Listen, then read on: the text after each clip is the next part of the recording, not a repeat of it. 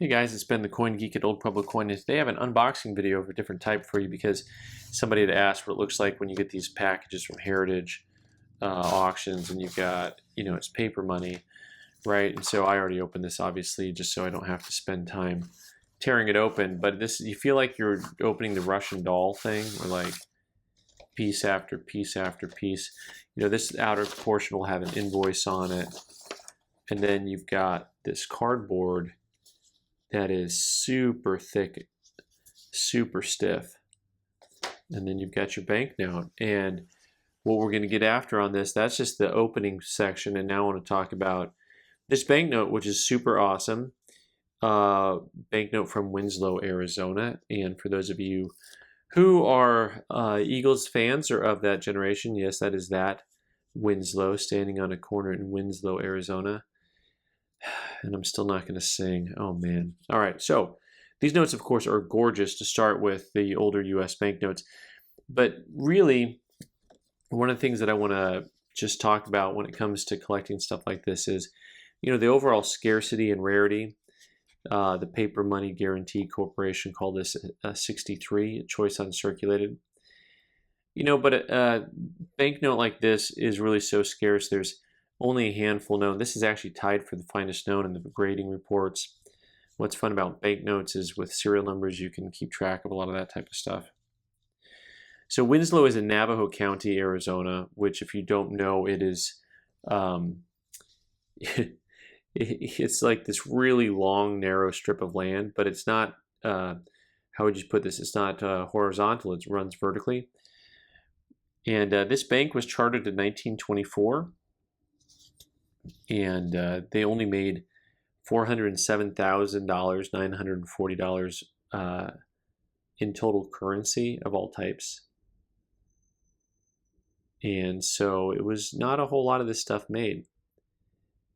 And you tend to see them a nice grade with similar date ranges. The other one that's graded similar to this is, I think, only about 10 notes away from this one. So you tend to see little groups or hordes come out. Now, some of these notes were hand-signed, and some of these notes were, the signatures were printed on, and then this note, the only thing that's kind of the critique on this note is that you've got signatures that are fairly soft or light, almost completely gone. You can just see a remnant of the ink right there on the top. So without really strong signatures, that's kind of a bugaboo. But this one, I think these were actually not signed, these were printed signatures. And the printed signatures were a lot more likely to fade away.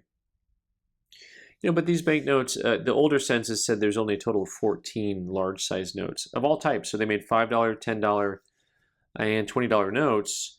And so, if you think about it, and so maybe there's more known today, but what are there, 25 of them? So that means that every other state, somebody could own one. So you can see how fun it is to collect and how scarce they are. And this is a note that, we paid a little bit over $4,000 for, and realistically, we thought that was a pretty good deal on this note. But these markets are small and fickle.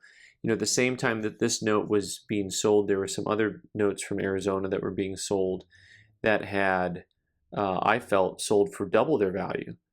So I was happy to get, this banknote at the price that we did, especially since it's tied for the finest known. I mean, to me, that seems to be kind of a fun thing.